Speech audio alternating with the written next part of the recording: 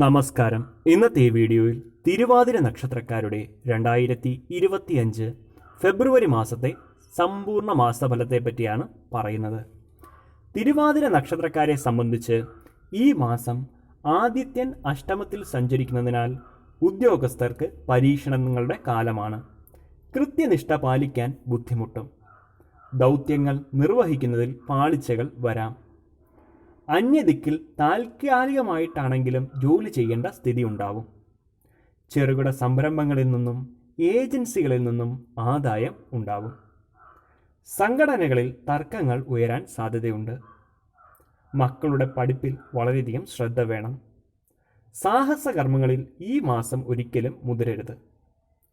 കച്ചവടത്തിൻ്റെ ചുമതല മറ്റാരെയെങ്കിലും ഏൽപ്പിക്കുന്നത് ഉചിതമായിരിക്കില്ല. കാരണം വഞ്ചിക്കപ്പെടാൻ സാധ്യതയുള്ള മാസമാണ്.